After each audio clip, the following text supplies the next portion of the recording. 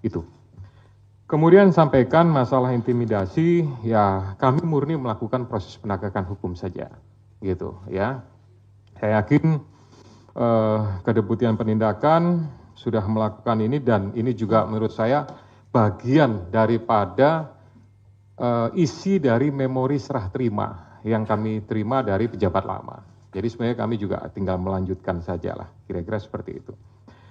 Terakhir tadi Mas Jalan sampaikan penjelasan sudah sangat rinci, kemudian kapan ditahan, tentu itu nanti Pak Asep yang akan menentukan. Pimpinan juga tidak punya kewenangan untuk melakukan intervensi kepada penyidik, karena penyidik adalah independen, gitu. Silahkan nanti Pak Asep kalau mau tambahkan terkait masalah kapan ditahan, tapi pastinya ya kita melakukan proses itu sesuai dengan ketentuan yang ada. Kemudian tadi Mbak En sampaikan apakah penetapan ini ada politisasi, ini sama jawabannya murni penegakan hukum, gitu. Kemudian di Kongres ada pihak-pihak yang akan mengganggu.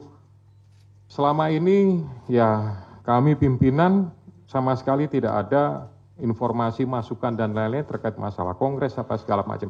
Kami hanya mendengarkan proses ekspos dan jalannya ekspos. Alhamdulillah, puji syukur kepada Tuhan, dihadiri oleh semua pimpinan, lengkap, termasuk dari kedeputian yang lain, ya. Jadi posisinya, artinya kedeputian di penindakan, tapi dari direktoratnya lengkap, gitu, ya. Sehingga menurut saya keputusannya diambil secara bulat, dan itulah yang menjadi sprindik tersebut.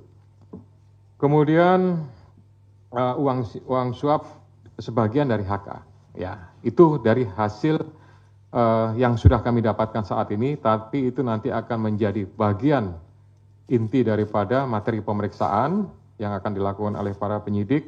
Kita akan lakukan, saya mengingatkan kepada para penyidik untuk melakukan proses penyidikan secara profesional.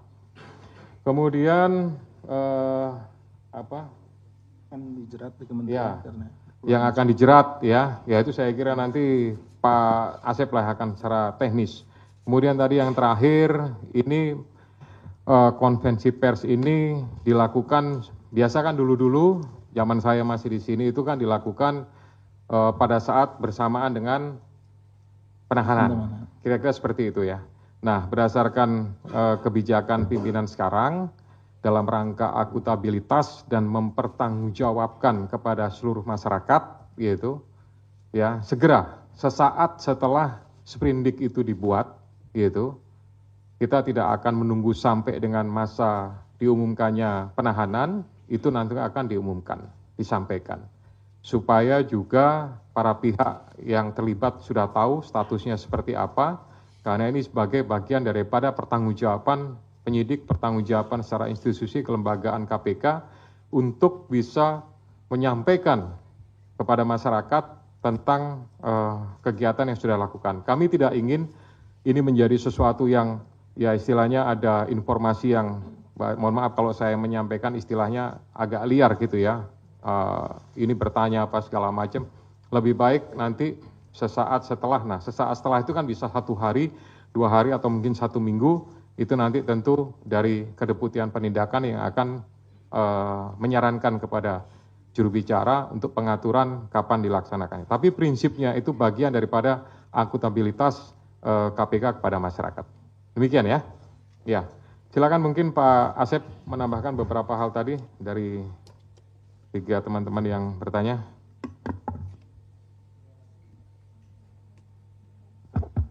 Terima kasih Bapak Ketua. Yang saya hormati Pak Ketua, Pak Jubir dan rekan-rekan sekalian yang berbahagia, para jurnalis. Izin menambahkan apa yang telah disampaikan oleh Pak Ketua tadi, yang terkait dengan kapan saudara HK akan ditahan. Jadi rekan-rekan sekalian, bahwa sprindik yang kami terbitkan pada tanggal 23 kemarin itu merupakan pengembangan penyidikan dari perkaranya Harun Masiku. Jadi saksi-saksi yang saat ini atau keterangan-keterangan yang ada, yang kami himpun, yang tadi Mas Chandra bilang ini sudah lengkap dan lain-lain, itu keterangan-keterangan di mana para saksi itu dipanggil di sprindiknya Harun Masiku. Ya, sehingga nanti Untuk sprindik yang baru ini, kita tentunya akan memanggil kembali mereka dengan dasar sprindik yang baru ini, sehingga diperlukan waktu untuk melakukan pemanggilan dan meminta keterangan kepada para saksi, dan juga kami akan melakukan penyitaan di mana juga itu yang barang bukti itu juga terkait di perkaranya HM, sehingga diperlukan waktu. Ditunggu saja nanti ya Mas Chandra untuk penahanannya, pasti kita akan kabari seperti itu. Kemudian terkait juga dengan masalah tadi apakah dari kementerian dan lain-lain akan dilakukan, pokoknya seperti yang biasa kita lakukan di dalam penyidikan. Kalau ditemukan tindak pidana baru yang dilakukan oleh siapapun itu, ya, maka orang itu harus mempertanggungjawabkannya. Tentunya kita akan melalui proses yang ada di sini, mulai dari jenjang direktorat dilakukan ekspos, kemudian ke kedeputian dan juga ke pimpinan, seperti halnya untuk penetapan tersangka saudara HK pada hari ini. Jadi melalui jenjang yang ada, artinya ketika ditemukan. Jadi tidak hanya di kementerian, dimanapun jika diketemukan tindak pidana korupsi atau yang berkaitan dengan tindak pidana ini akan kita proses. Kemudian terkait dengan cekal tadi mungkin yang ini Mas Chandra, jadi seperti yang diketahui pada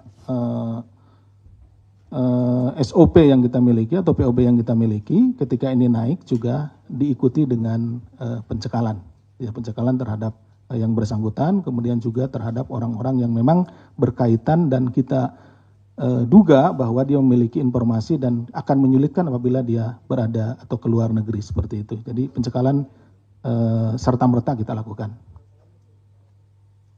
Pencekalan itu seperti biasanya 6 bulan, ya, nanti kan bisa diperpanjang seperti itu. Tidak hanya orang tertentu ya, memang itu semuanya seperti itu gitu, Mas Chandra. Mungkin itu yang bisa kami sampaikan, menambahkan dari Pak Ketua. Terima kasih. Assalamualaikum warahmatullahi wabarakatuh. Baik, stop.